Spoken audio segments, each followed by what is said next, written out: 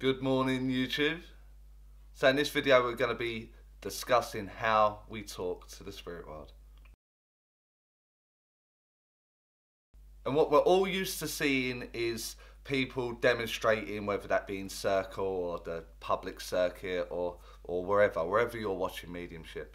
We tend to see things like, I have a lady, she stands this tall, she's got grey hair up to here, she wears glasses, she's wearing a red blouse and a black skirt, and she's so lovely, she's so lovely, and she loves you so much, and what she wants to say to you is, which is absolute nonsense. It's there's no evidence, there's no feeling, there's no essence of the spirit world there. And so the way that I try to do it, or certainly I'm very mindful of, is the way that I want to speak to the spirit world. I want to see on a public platform the communication that I go to try and receive. And so what you have to ask yourself is, how do you want to do it? How do you want to express that relationship that you have developed with the spirit world?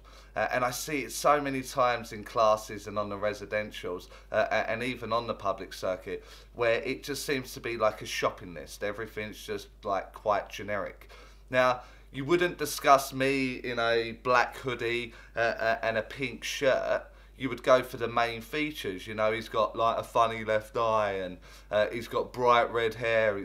You would do the things that are always consistent.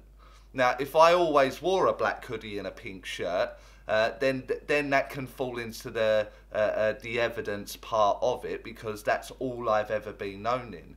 But to talk about brown shoes or black jeans or a black hoodie or clothing in any description, unless you open their wardrobe and it is like uniformed all the way across with exactly the same item, these things have no value whatsoever.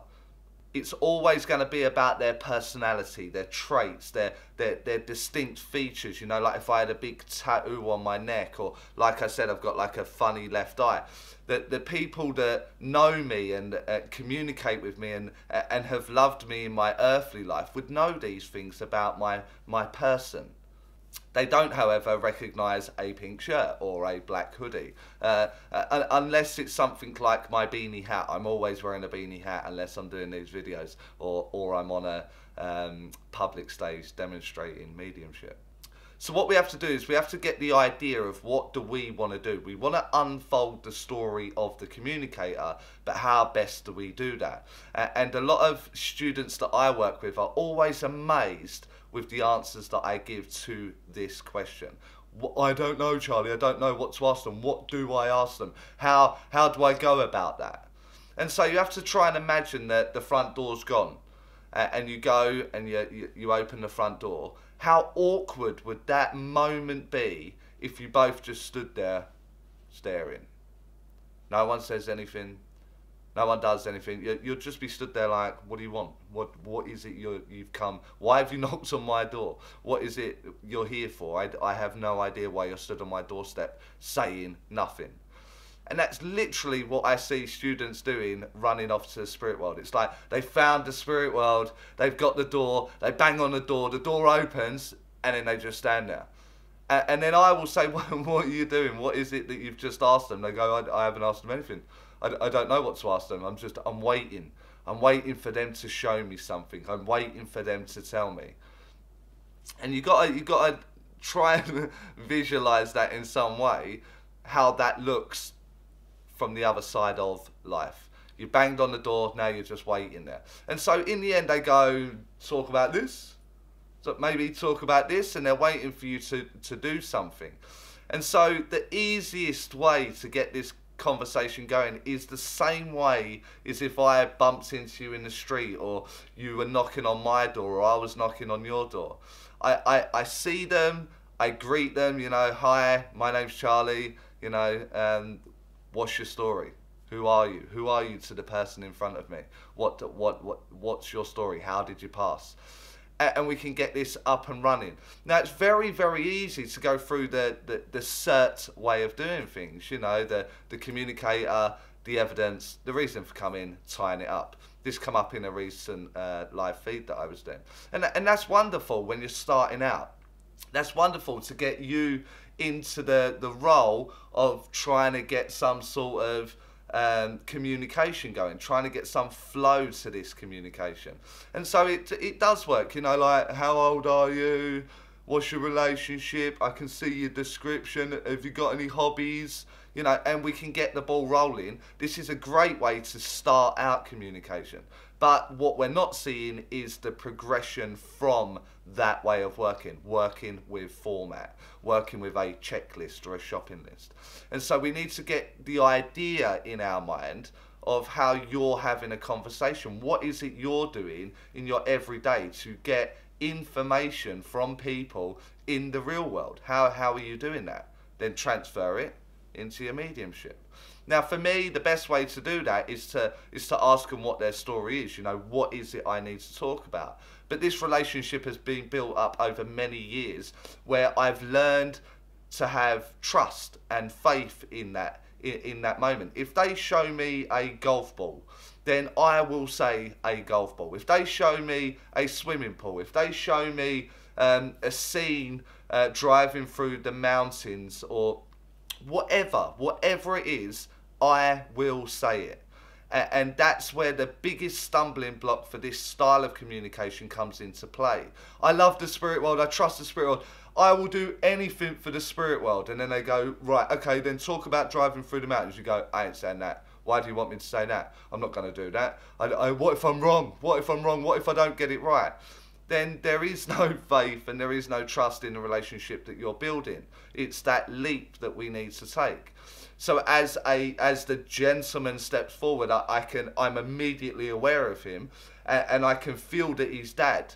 Then I don't kind of beat around the bush and say, well, I've got like a fatherly figure, and I'm kind of hoping that it's going to work for me. That's how it felt. That's how I'm going to say it. You know, I'm aware that I've got your dad here. And the statement just makes it more confident in the first place. I have someone's father here, and now I can move the communication forward. Okay, Dad, so what's your story? And then he may go on to talk about that he was only ever at work, or he had to retire at 45 because of an injury to his leg. And then the story can unfold from there. And then I can start to get his personality, his character traits, the way that he would react to things. Now, the key here is there is no checklist. You can't have a checklist. But it's the same way as any conversation that you're having in a coffee shop, in your local town centre, wherever it will be. You strike up a conversation. When someone says something to you, and that curiosity part, that nosy part about you goes, what do they mean by that? You then ask, like, what do you mean? What do you mean? How does that work? And then the conversation can unfold accordingly. If I'm talking to someone's father, and then I say something like, let's do a very generic one, like he's from London, he's a bit of a lad, you know, he loves smoking and drinking, and he was the man of the house. He didn't do anything, you know, he went to work, he come home, that's it, feet up, watching telly, where's my dinner, blah, blah, blah. Let's do something like that. There's no point me saying to him, what's your favourite flower? Because that question doesn't work within that communication, therefore the format cannot work. You know, do you like gardening? He'll go, no. Well, absolutely not, I'm too busy working. When I get home, I want to put my feet up. That's not going to work. However, if I say to him, well, Coy, you look like a bit of a man's man, you know, you look like you like a pint and you like a cigarette, and he'll go, yeah. Then I can go, what brand of cigarette do you smoke? What alcohol do you like drinking? What do you do in your spare time? Then he will go, I do absolutely nothing. I'm at work all day, mate. I'm at work all day. Then I can relay that in a communication. You know, I've got your father here, and once work's done, that's it, he's done. He ain't lifting a finger. He'll sit there in his underpants watching telly hour after hour. Becomes evidence, becomes very, very evidential. So ask yourself, how do you want the communication to go? How do you want it to work for you? And in that process, start to devise the mind in that way. So when they present something to you, you become extremely nosy. I want all the information. I want to know how to do that. And always visualize it. Try to visualize it as though someone's knocked on your door. And that is what you're doing to the spirit world. You're banging on the spirit world door. I promise you, the moment I'm there, I got excited about doing the video. I knew I was going to go to the spirit world. What am I going to talk about today? How am I going to do it? I'm running up to the door and I'm banging. I'm like, bang, bang, bang, let me in, come on, hurry up, let me in, let me in, let me in. What we're going to talk about today, and this is how I'm going to do it, and then what should I do? I'm immediately gone. I'm like a child at Christmas being allowed to go to the spirit world. So the magic still hasn't gone. It will always be here. The passion will always be there. And so try and get that energy into your communication. Not one where you're like, oh, I'm really scared. I don't know what to ask. What if I get it wrong? What if it doesn't work? What if I look an idiot? Who cares? No one cares. Get it through the practice. Get experience doing it. Enjoy it. And try and get the information that way. I promise you, your evidence will go from down here to through the roof very, very quickly if you can learn to ask, be nosy, and get the information that you want as an individual. That way you will learn your presentation style. So thanks for watching this video. Gonna have the weekend off now, so I hope you guys have an amazing weekend, and I will try to think of another video for Monday. I've got a book full of ideas of what I want to do and what I want to get out, and a lot of it is just like quashing the nonsense that we see on Facebook. So I've got to try and get my mind out of that gear and away from that book. So if you have an idea and you want to see something on a video, drop it in the comments. Like the video if you liked it, subscribe if you aren't already, and I'll see you Monday.